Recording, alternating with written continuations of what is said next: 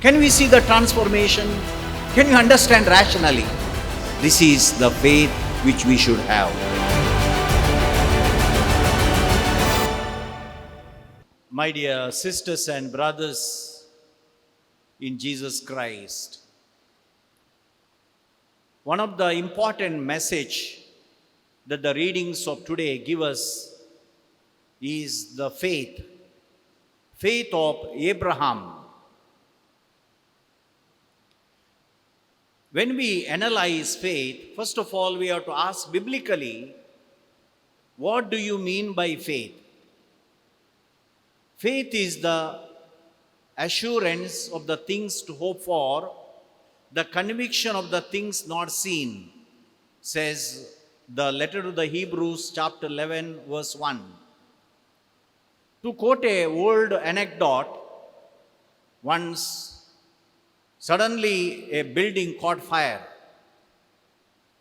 and everyone ran out, but the dad forgot to take his sleeping son with him when he ran. And the son, because of the smoke, woke up and began to weep and shout from the first floor. And the dad down there below, he shouted at the son, "Son, jump from the floor, I will catch you." Then the son shouted back, "Dad, I can't see you because of the smoke." But the dad said, "Son, you may not be able to see me, but I can see you. Have faith in me and jump." Finally, the son trusted and he jumped, and dad caught him and saved him. This is the faith. Faith is the things of faith we cannot see, we cannot understand. In philosophy, in existential philosophy, there is one famous existentialist philosopher called Soren Kierkegaard. He is the father of existentialism. And he was a Christian, and he compares our Christian life to 3 stages and gives beautiful example of Abraham also in the 3rd stage. These 3 stages are, the first one is aesthetic or the sensual stage. The second one is the ethical or the rational stage. Third one is the religious or the spiritual stage. What do these 3 stages mean? The first one is the aesthetic stage. Aesthetic means, the root meaning is to perceive, to see, to sense. Now, what we see, what we sense in the ordinary life, many things we can see. There is no faith in what we see. And the things of faith cannot be seen. When, for example, in the Blessed Sacrament over here, Jesus, after the consecration, comes and dwells and transforms the bread into his body and the wine into his blood. Can we see the transformation? Our eyes can see only the bread and the wine. We cannot see because the faith is above our senses, above the aesthetic stage. Second one is the rational or the ethical stage, he says. The things of faith, again, cannot be subjected to reason. Take the example of today. Abraham, God had promised him, "If you have faith in me, since you have faith in me, I will make your descendants as many as the stars of heaven and as the sand on the seashore." But then what happened? At the ripe old age, he gave Isaac. And today he asks Abraham to sacrifice his son Isaac. Abraham could not understand.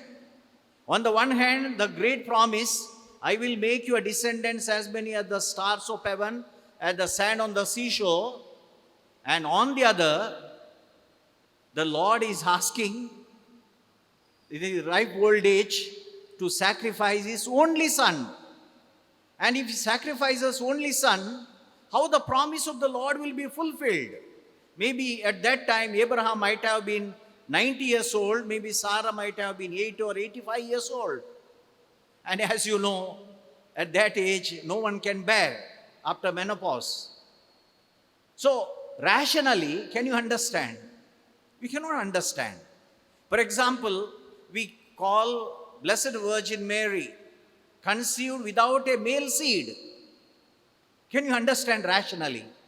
Because biology teaches us 23 chromosomes of man, 20 chromosomes of women together form the embryo or the fetus. So how can, without the male seed, Mary can conceive? Beyond our understanding, beyond our reason. And the third stage is, that is the stage of the faith. That is the spiritual stage. That is the religious stage. And over here, Kierkegaard gives the example of Abraham.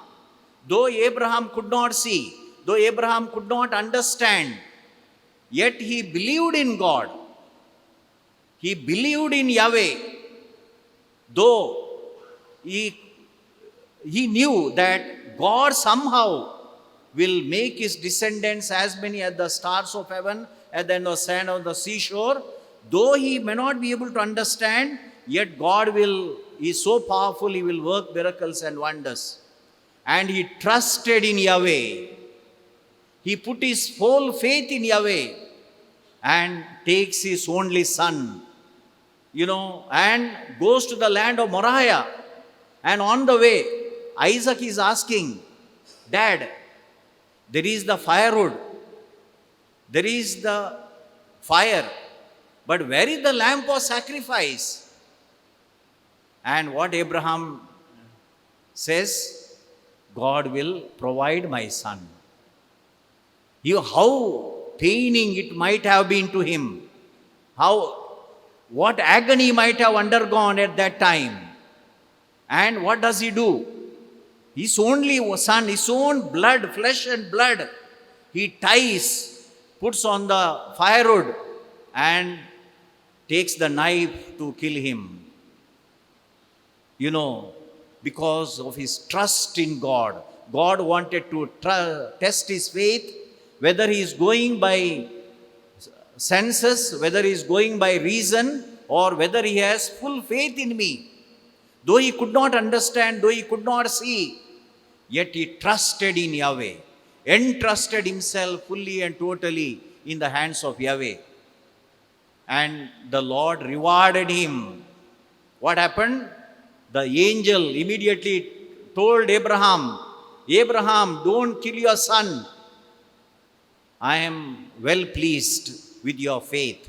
You trusted in me. And because of that, I will make your descendants as many as the stars of heaven and as the sand on the seashore. This is the faith of the paralytic in the gospel. When they brought the poor people, bringing the paralytic on the bed, itself is a great faith. That they believed in Jesus, that Jesus is able to cure me. Jesus is Lord and God, and he is with his one word, he is able to cure me. And the gospel says, Jesus saw his faith. This is the beautiful word is there in the gospel of today. Jesus saw his faith. And he said, your sins are forgiven. And he trusted. Those scribes and Pharisees, though they had no faith in Jesus, they complained, how can this man forgive sins? But Jesus says, I am the Lord God.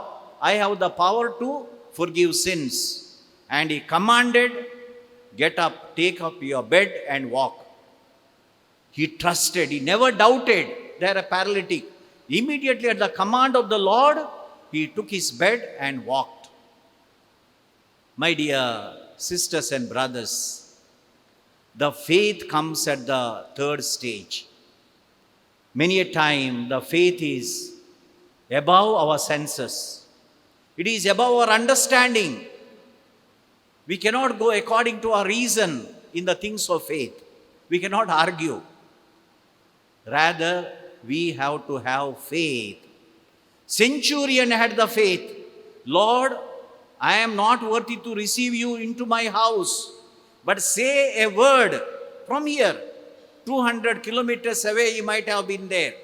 From here, you say a word, and my servant who is 200 kilometers away in my house will be healed. Immediately, go, your son will be healed. When he said that, immediately his servant was healed. My dear sisters and brothers, this is the faith which we should have. We have come for this novena of infant Jesus today. Jesus is there to help us. As he was pleased with the faith of Abraham and rewarded him, making descendants as many as the stars of heaven, raising so many kings like mighty king like David, Solomon, and Jesus himself in his dynasty, and raising up so many people, healing like the paralytic man, raising up Lazarus from the dead even. So if we have faith in Jesus, Jesus also can do miracles and wonders in our life. Like Abraham, like this paralytic, let us entrust ourselves to Jesus, and surely Jesus also will do the same miracle in our life. Amen.